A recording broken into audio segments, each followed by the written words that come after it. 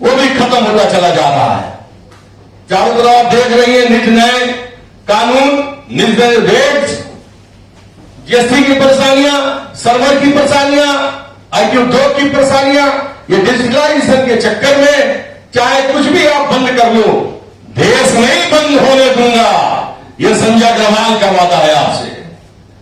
जेबें खाली कर दो, गुल्लक के पैसे तोड़ दो, सारे पैसे अपने उपयोग में लगा दो, लेकिन देश का अर्थ व्यवस्था, चूंकि मैं पूरे जिंदगी व्यापार उद्योग को प्रोटेक्शन देता रहा हूं, किसानों को, जवानों को के लिए लड़ता रहा हूं, मैं खुद एक किसान हूं, तो ये देश नहीं डूबने दूंगा।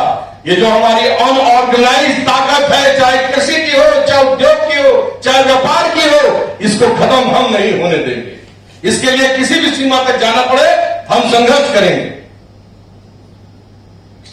चौथी बात जो महिला आरक्षण बिल की है, जो अभी तक लागू नहीं हो पाई, क्योंकि पार्टी की राष्ट्रीय अध्यक्ष पूनम गुप्ता जी का विजन और मिशन है कि महिलाओं को सशक्त करना, उनको आर्थिक डर से मजबूत करना, उनकी स्वतंत्रता के लिए काम करना और उसके द्वारा देश को मजबूत करना।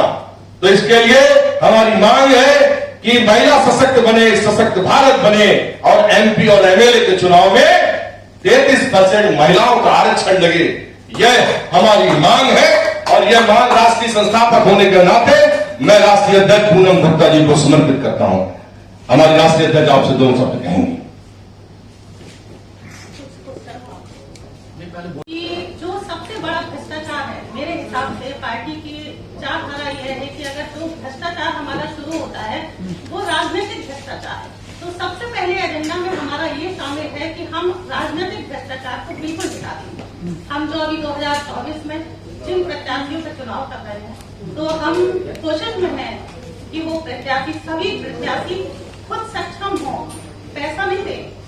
एक्चुअल में होता क्या है कि हमारे देश में अब ये प्रथा हो गई है कि वो जो प्रत्याशी खड़ा होके चुनाव लड़ता है उसके बाद वो जीत जाता है, आप बिठा देते हैं उनको विधानसभा और संसद में बिठा देते हैं, लेकिन उनका कार्य सिर्फ इतना रहता है 5 साल कि हम कैसे पैसे कमाएं और पैसे कमा के हम कैसे दूसरी बार चुनाव के लिए अपना टिकट खरीदें।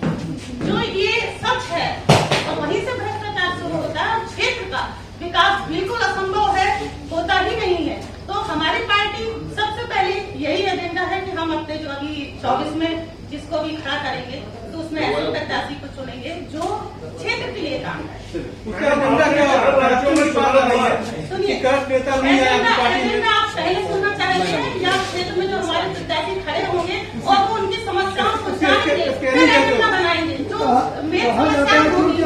मैडम, मेरा सवाल, आपने करप्शन, आपने चुनाव लड़ने के लिए वो सक्षम हो गए, इतना सक्षम होगा कि वो चुनाव लड़ पाए, लेकिन उसकी आवश्यकता इतनी नहीं है कि वो पैसा देकर चुनाव लड़े। करोड़पतियों को चुनाव लड़ाएंगे क्या?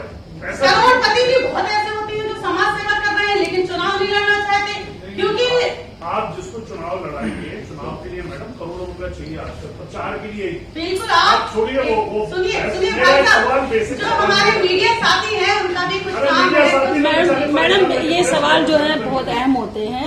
आप चुनाव मैदान में उतरना चाह रहे हैं या उतर चुके हैं, इसके लिए एक बड़ा बजट, एक फाइनेंसर की जरूरत है। दूसरी बात आप कर रहे हैं कि भ्रष्टाचार खत्म करने की, करप्शन को खत्म।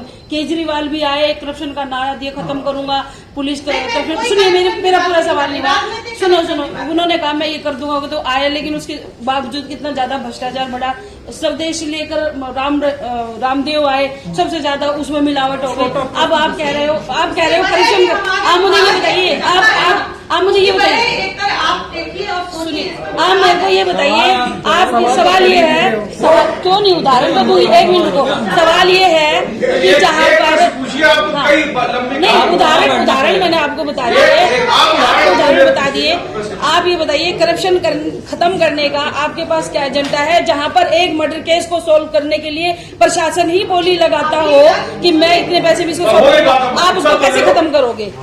अभी तक जो पार्टियां आई सत्ता में बैठी है, उनने जो कुछ भी सभी ने अच्छे काम भी किए और कुछ नहीं कर पाए उसकी, तो हम जो जिसने भी अच्छा काम किया है उनके अच्छे कामों को आगे बढ़ाएंगे और जो नहीं कर पाए उनसे हम सीखेंगे कि उनको क्या आवश्यकता थी, किस वजह से वो नहीं कर पाए।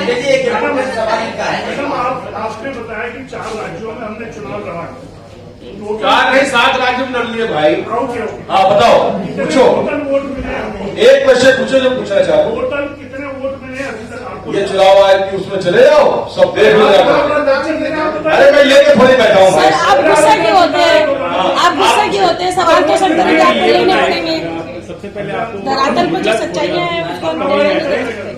सर ये बताएं कि आपकी नजर में जो अभी प्रेजेंट कंटेम्प्रेरी सिचुएशन है कंट्री का, उस हिसाब से if you have to take the top notch problem issue of the country, which would you consider the top notch issue?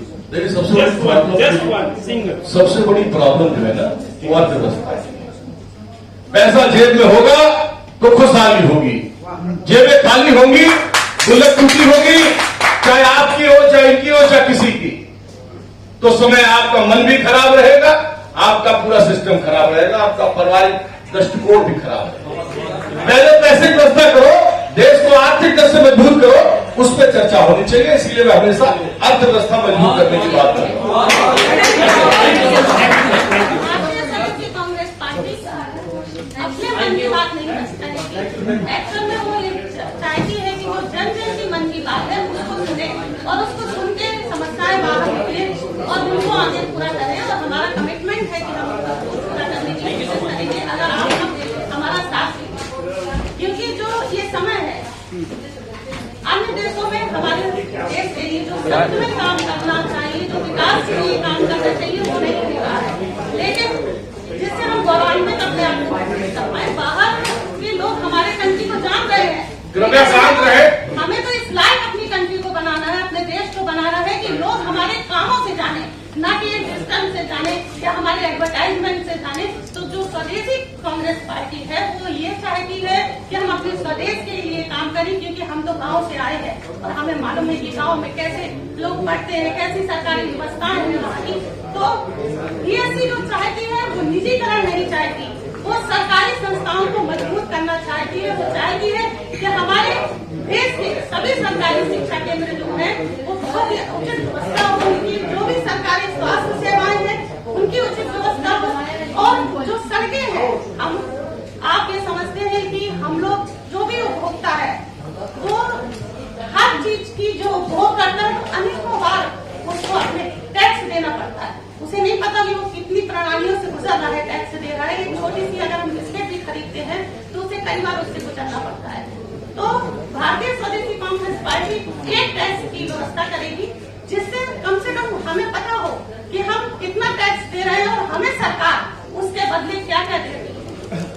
हम सरकारी शिक्षा बहुत अच्छी करेंगे, सरकारी स्वास्थ्य सेवा बेहतर करेंगे, जिससे गरीबों हम देख रहे हैं वहाँ पे गांव से लेकर जो हमारे लोकसभा क्षेत्र है उसमें भी एक ऐसा हॉस्पिटल नहीं है, सरकारी हॉस्पिटल नहीं है जहाँ पे वहाँ जाके लोग अपनी स्वास्थ्य सेवा ले सके।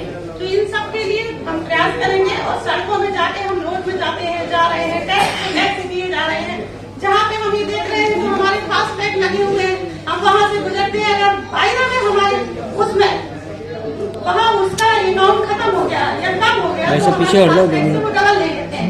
लेकिन क्या ऐसी व्यवस्था है कि अगर फास्टैग की मशीन खराब हो जाती है तो पुनः उसको वापस नहीं देते ना। ये सारी व्यवस्थाएं हमें बिल्कुल मजबूत करनी